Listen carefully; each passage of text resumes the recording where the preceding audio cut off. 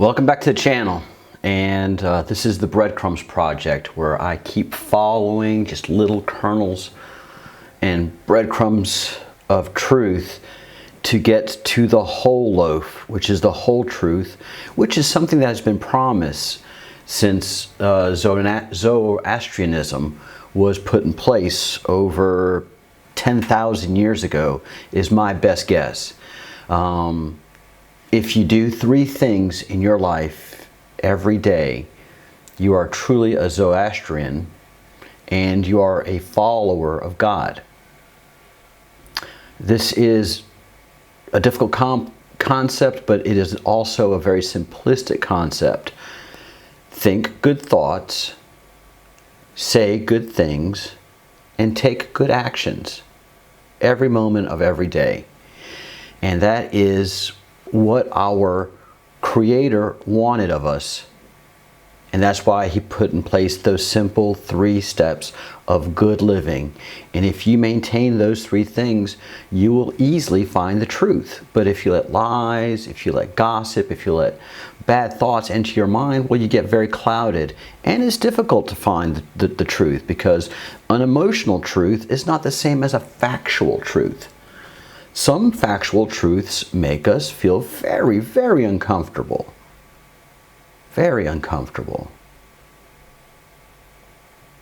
There will always be the poor, Jesus said. In the Old Testament, the Creator was doing a lot of smiting. And that is a truth. Many people say God is the God of love, the God of goodness. No, God had the same and has the same complexities that we do. And if you read the Torah, if you read the Old Testament, if you read Exodus, and you hear God speaking, God's actual words are right there in Exodus, He is speaking in context, you find He's a pretty tough character with a sense of humor. A very dry sense of humor, and it's just the reality of the situation. Go read the print, go read Exodus if you doubt me. But there are conversations recorded between Moses and the Creator. But one of the most important things of Exodus was that was a point where the Creator said, enough. Man is on his own free will.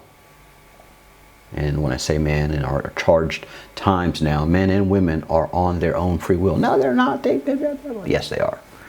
You can make the decision every day to think good thoughts, do good deeds, and say good things, and not do the other things.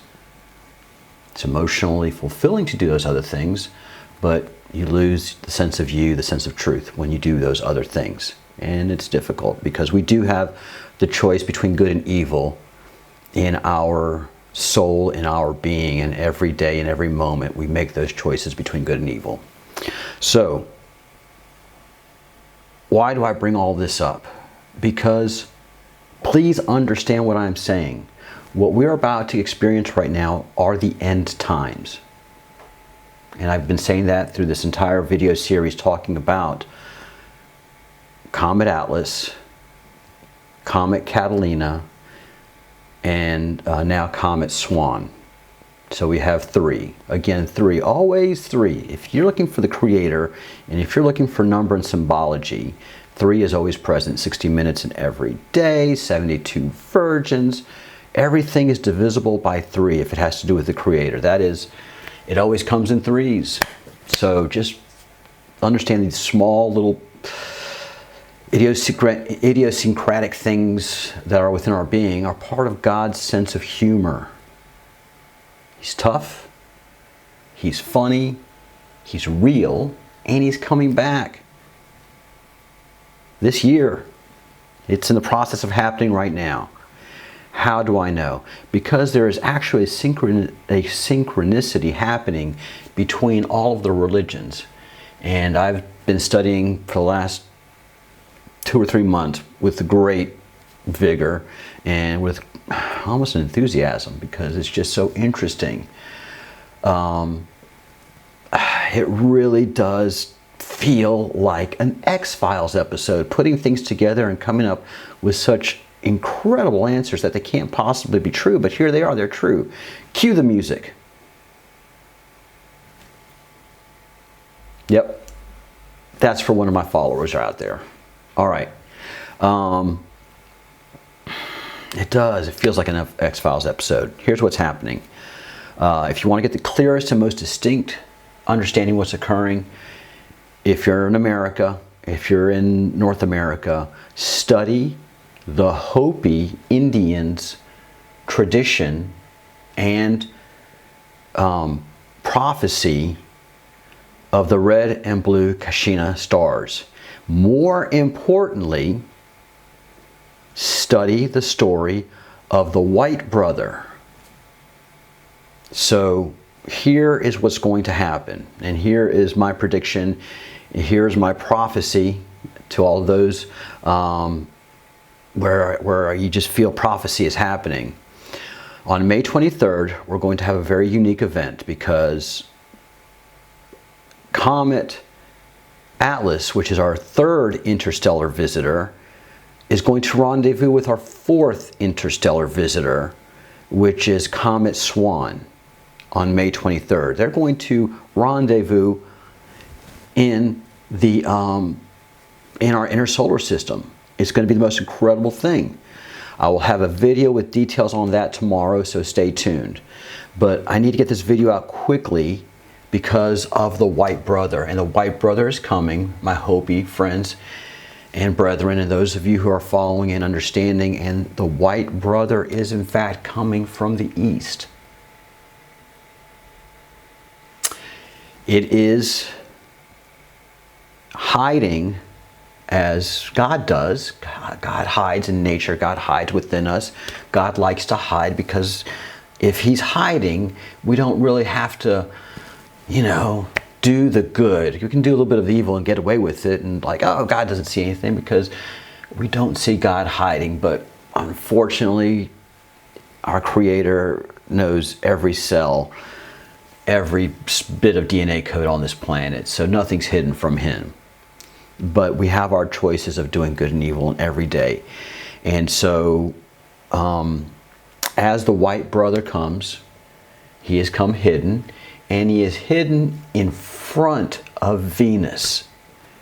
So please, tonight, go look at Venus. Every lens that you have it pointed at Venus. The better camera that you have with a zoom lens, if you can point it at Venus and record a video of what is happening, then you will be one of the first to see the white brother coming.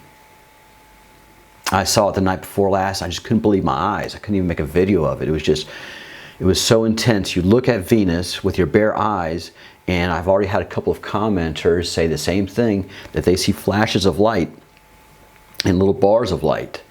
And that is as Nibiru's presence and return to Earth would be demonstrated with a horned planet or a horned comet. And if you go look in ancient traditions of comets, there are horned comets. There are cave paintings in Australia, in China, in Japan. In the Americas, definitely in the Hopi tradition, they've got a calendar, but the Japanese do too. They have a whole calendar is a good word, a calendar of major comets and major events that happen with those comets. And we're having a major event globally right now with this comet, and that is the virus. So we have that occurring, and it's a global event, and it's having us to stay indoors. Most of the planet, believe it or not, is covered in cloud cover right now as well, so you really can't get a good night's vision of planet Venus. And so what you're going to see tonight, when you go out and look, you're going to see Venus being really, really bright. And I have a couple of videos from last night that people are talking about the brightness of the video and how very, very intense it is. So please go out and look at Venus, zoom into it, record it, and then post it and tell me about it in the comments section. Don't be afraid. Don't be freaked out. This is a planned event. I'll have more information on that tomorrow. Some details on the EMP, the electromagnetic pulse. It is not dangerous to humans. It is dangerous to electronics. And this is something our government is now preparing for. I have proof on that. Thank you for a commenter for bringing that up. There is the white star in the east is coming. The white brother of the Hopi is coming. He is bringing his piece of the sacred stone to match. It's going to be, this is going to be great. It's going to be very scary for those of you who don't have faith. So this is the time to reattach to your faith. Understand there's a creator, that he's coming back. His manifestation is his manifestation. It's not your manifestation, your idea of who the creator is. And one big old, one big old shot I'm going to throw over the bow of everybody who says they believe in God, who says they're Christians, who says that they believe, that they have a faith. If you believe in evolution, in any sense of evolution, except the evolution of thought, because thoughts can evolve, but we can't. We're created. Everything you see has DNA operating its basic fundamental biological code. And the complexity of humanity is so complex, and the complexity of biology to the smallest, nth smallest degree, to the degree of a virus. That's all designed, man. So start getting your head right, because you're about to meet the Creator, and the Creator is the Creator. And there's also a whole bunch of sub-creators that exist with the Creator. And we have no idea the complexity of it because we don't actually read the Bible. There were many other gods talking to the one God that created us. All right? And that Creator's coming back. He's not mad. Don't think, oh, it's going to be a world destruction, retribution, and destruction. Comet Borisov could have done that a couple of months ago. That was a good warning to us. Hey, here comes this big old chunk of metal, and I can light you up. I can light you up, world. You don't have anything in your entire nuclear arsenal, in your entire NASA arsenal, that can compete with me throwing this comet your way. You just nudge it a little bit over, and terra firma is finished. But the Creator has invested so much time, so much energy, so much love, compassion. And also, like every parent, I mean, you have to punish. You've got to punish to get to keep men and women, children, boys and girls on the straight and narrow, to make those three choices every day. You know, that's just something that happens. You have to punish. You have to discipline. Keep it between the gutters, you know. Be good, stay good. Don't go evil, don't go evil, stay good. Do the three good things every day, all time. Think good thoughts, say good things, and do good deeds. And it'll be all right. But we don't, because we're complex. Our Creator knows that, because we have the freedom of choice, the freedom between good and evil. So, things are happening. Great video tomorrow. That's why I'm pushing this up there today, so that everybody can focus on Venus. Take a look at Venus. Stop doubting. You're not going to nitpick anything I say. You're not going to catch one thread and pull apart my whole life's work. Sorry. I'm a network engineer. I'm an amateur paleontologist, amateur psychologist, definitely a philosopher, and without a doubt a very well-trained amateur archaeologist. And I do read the rocks, and I read the stones, and I can read the skies, and I see what's happening. So there's a lot of work that's going into this. You know, to those people that, again, think that they can find one little thread and pull me apart, If you can explain to me how the internet works, the breakdown of an internet packet, the breakdown of an internet IP address, and a subnet, and finally the 7 layers of a network.